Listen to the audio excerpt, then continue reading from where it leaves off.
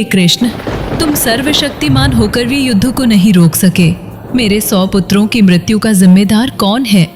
माता श्री, समय का चक्र अपना कार्य करता है। मैंने किसी के लिए पक्ष नहीं लिया। तुम चाहते तो युद्ध रुक सकता था, इसलिए मैं तुम्हें श्राप देती हूँ। 36 वर्षों के भीतर तुम्हारा यदुवंश नष्ट होगा और द्वारका समुद्र में डूब जाएगी। गांधारी का श्राप अब सत्य सिद्ध हो रहा है। यदुवंशी आपस में लड़ रहे हैं। तूने मेरा अपमान किया, अब भुगत परिणाम। नारद, द्वारका समुद्र में समा रही है। ये अंत है यदुवंश का।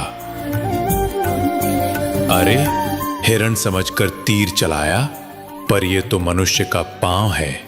हे प्रभु, मैंने अनजाने में पाप कर दिया, मुझे क्षमा करें। त्रेता युग में मैंने बाली को छिपकर मारा था। आज उसी कर्म का फल मुझे मिला है। हे सखा, अब मैं तुम्हारे बिना कैसे रहूंगा? ये हृदय दिव्य है, ये जल में प्रवाहित करूंगा।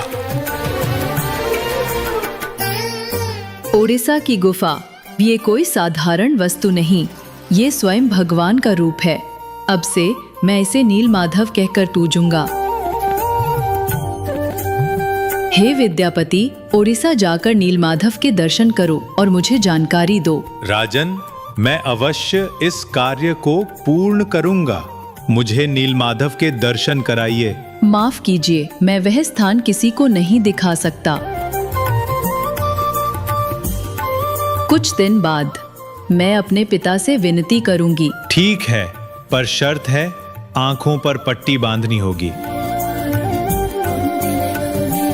ए राजन, मुझे अब नीलमाधव रूप में नहीं पाओगे। समुद्र किनारे एक लकड़ी का लट्ठा मिलेगा, उसे निकालकर मेरी 3 मूर्तियां बनवाओ। क्या आप ये कार्य कर पाएंगे?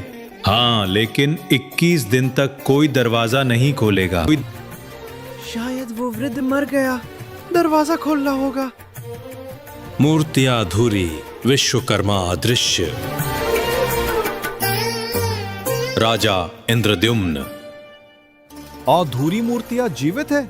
इनमें श्री कृष्ण का हृदय धड़क रहा है। इन्हें ही स्थापित करे प्रभु के रूप में।